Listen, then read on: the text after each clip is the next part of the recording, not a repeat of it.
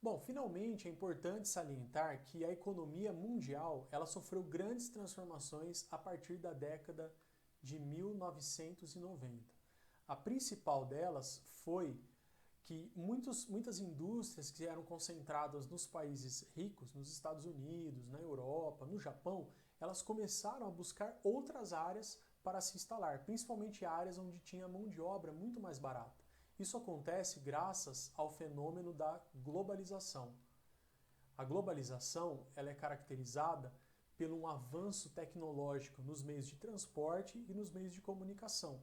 Desta forma, é totalmente possível que uma empresa tenha a sede dela nos Estados Unidos, que a cabeça dela nos Estados Unidos, e que a montagem desses produtos seja feita do outro lado do mundo, na China. Um exemplo disso, você que tem um celular iPhone pode olhar atrás dele, geralmente está escrito assim, Designed by Apple in California, Assembled in China, ou Manufacturing China, ou Brasil.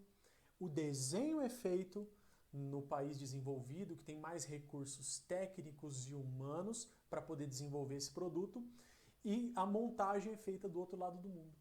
Então, gente, o que aconteceu? Isso, inclusive, é chamado de nova divisão internacional do trabalho.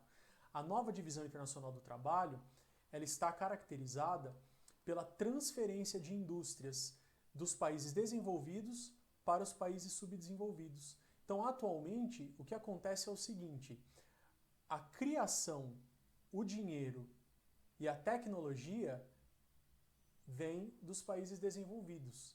O cérebro, o design, já os produtos, eles são fabricados pelo mundo todo. Isso quer dizer que hoje países subdesenvolvidos não são apenas exportadores de matérias-primas, eles são exportadores de matérias-primas, commodities, que são matérias-primas pouco processadas, que têm valor de mercado, são negociadas no mercado de ações. Tá? Commodity pode ser desde milho, soja até minério de ferro. Mas também exportam produtos industrializados, que são fabricados nesses países por conta da mão de obra, que é muito mais barata. A década de 90, ela também marca A década de 90, ela também marca a formação de blocos econômicos regionais. A partir da década de 90, diante dessa competitividade internacional muito grande, alguns países resolveram se unir formando blocos. Na verdade, os blocos eles já vêm se formando há mais tempo. Um exemplo, a União Europeia ela começou lá na década de 1930 com o Benelux, que era uma junção entre Bélgica, Holanda e Luxemburgo. Mas é a partir dos anos 90 que a União Europeia, NAFTA, hoje que chama USMCA, Mercosul, se consolidaram como blocos econômicos muito importantes. Um bloco econômico é quando países, por exemplo, aqui os Estados Unidos, México e Canadá, resolvem reduzir os impostos para importação de produtos ali, exportação dentro deles, incentivando um comércio regional. Então, ao mesmo tempo que no mundo tem o processo de globalização, que é expansão de multinacionais pelo planeta, comércio mais intensificado por todo o globo, e há um processo de regionalização, países se fechando em blocos e colocando restrições para importação de produtos de fora do bloco, mas dentro do bloco, tarifas zeradas ou baixas para influenciar o comércio ali dentro. A globalização, ela também está ligada a um momento de uma conferência que teve, uma reunião que teve, aconteceu em 1989, que ficou conhecido como Conferência de Washington, Consenso de Washington. Neste Consenso de Washington, alguns países, e comandados principalmente pelos Estados Unidos, definiram uma espécie de uma cartilha que os países subdesenvolvidos e emergentes deveriam seguir para conseguir também se tornarem países desenvolvidos. Nessa cartilha, eles apresentaram basicamente os conceitos do neoliberalismo. Então, tudo isso, pessoal, é década de 90, tá? Só para recapitular, para você não se perder, a aula de hoje, essa série de aulas, na verdade, ela começa falando da lei da oferta e da demanda e como cada um desses itens ele é variável de acordo com muitas circunstâncias, vai falar de fatores externos que podem alterar oferta, demanda, preço, o papel do governo ali dentro, keynesianismo, o Hayek, que faz um contraponto ao keynesianismo, e ela vai para a década de 70, a crise do petróleo, aquela ideia toda de Bretton Woods, ela acaba desmoronando um pouco, apesar de ainda existir a FMI, do dólar continuar sendo a moeda mundial, e ela vem para os anos 90, onde uma grande mudança aconteceu. Tecnologia, fim da União Soviética, globalização, neoliberalismo tomando conta de muitas economias no mundo. O neoliberalismo, pessoal, para resumir mesmo, você que está preocupado com o vestibular, se você quer muitos detalhes, tem que ver outros vídeos. Mas resumindo para você que é estudante, ele é a menor intervenção do Estado na economia. O Estado deve interferir no mínimo. Então, a economia ela tem que ficar sendo regulada, na verdade, acho que nem deveria usar essa palavra, a economia ela tem que fluir de acordo com a lei da oferta e da demanda.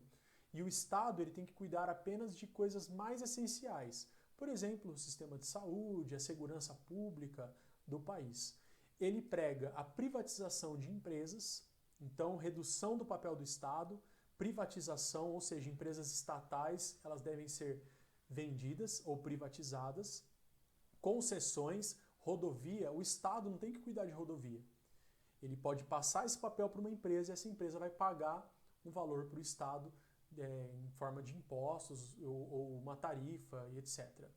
Ele prega também direito de propriedade. Então, se uma empresa, se uma pessoa, se um laboratório desenvolve, por exemplo, uma vacina, um remédio revolucionário, ele tem direito exclusivo sobre aquela invenção que ele fez. É a patente também, pelo menos por um período de tempo, para incentivar que as pessoas que descubram coisas tenham direito sobre as coisas que elas descobriram.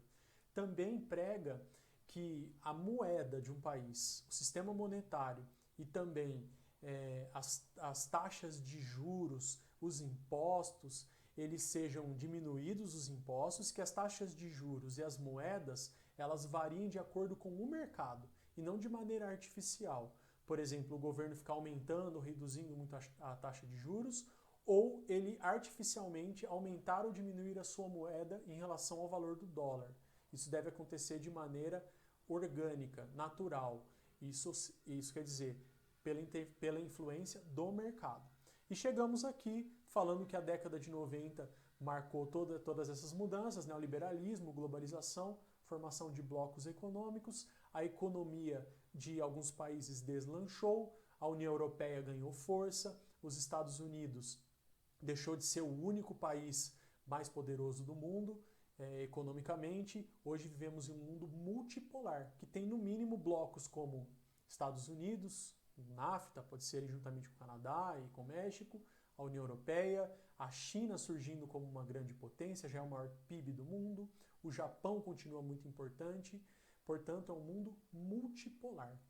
E só para terminar aqui, então, você vê que a partir dos anos 90 todas essas mudanças aconteceram, mas as crises elas continuaram acontecendo.